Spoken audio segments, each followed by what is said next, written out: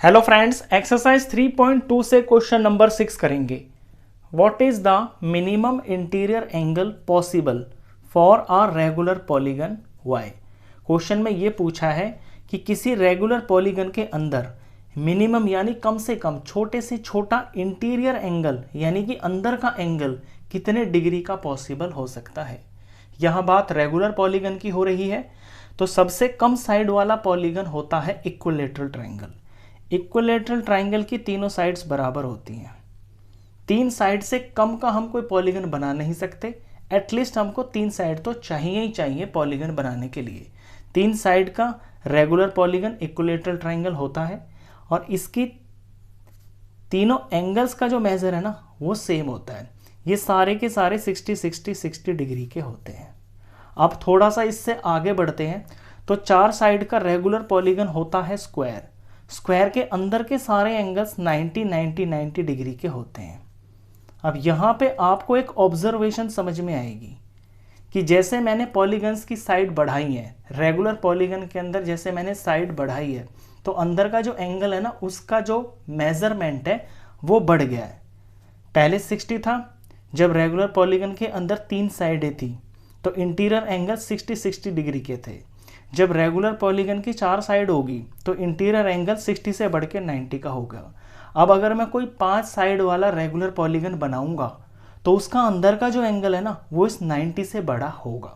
तो यहाँ पे ये समझ में आ रहा है कि 60 डिग्री जो है सबसे छोटा इंटीरियर एंगल हो सकता है, क्योंकि तीन से तो कम साइड में कोई पॉलीगन बनेगा नहीं। ये सबसे कम साइड वाला पॉलीगन है, तो इसमें जो एंगल आ रहा है 60 डिग्री, यही मिनिमम इंटीरियर एंगल पॉसिबल है फॉर अ रेगुलर पॉलीगन। तो इसका आंसर होगा 60 डिग्री। अब बी पार्ट है वो इसी से रिलेटेड है, वहां पे कुछ और पूछा है। What is the maximum exterior angle. इस बार मैक्सिमम पूछा यानी कि बड़े से बड़ा, और एक्सटीरियर पूछा यानी कि बाहर का, possible for a regular polygon. Regular polygon के बारे में ही पूछा है कि किसी रेगुलर पॉलीगन के अंदर बड़े से बड़ा एक्सटीरियर एंगल कितने डिग्री का पॉसिबल हो सकता है। और वापस से इसी फिगर पे आते हैं दोनों पे। यहाँ पे तीन साइड का रेगुलर पॉलीगन है, अगर इसकी मैं एक साइड को ऐसे बढ़ा देता हूँ तो ये जो बाहर में एंगल बन गया है ये है इसका एक्सटीरियर एंगल। इसका जो मेजरमेंट है वो होगा 120 डिग्री का। क्यों? क्योंकि इंटीरियर एंगल और एक्सटीरियर एंगल ये दोनों मिलकर 180 डिग्री बन जाते हैं, क्योंकि यहाँ एक लाइन बन जाती है, लाइन 180 डिग्री की होती है। अब जब इन दोनों का सम 180 है और अंदर का 60 है तो 180 में से 60 माइनस करेंगे तो ये बाहर का एंगल 120 डिग्री का आ गया है। इक्विलैटरल ट्रायंगल का एक्सटीरियर एंगल है ये। अब स्क्वायर पे आइए।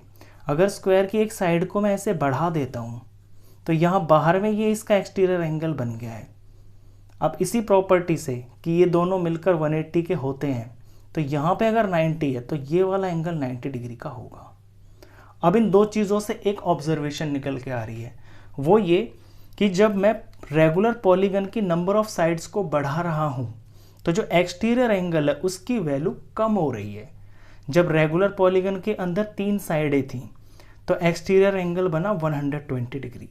जब रेगुलर पॉलीगन के अंदर चार साइडें हो गई तो एक्सटीरियर एंगल 120 से कम होकर 90 हो गया।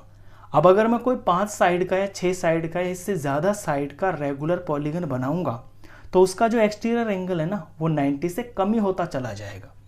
तो यहाँ पे जो सबसे बड़ा यानी कि maximum exterior angle possible for a regular polygon है वो है 120 डिग्री का।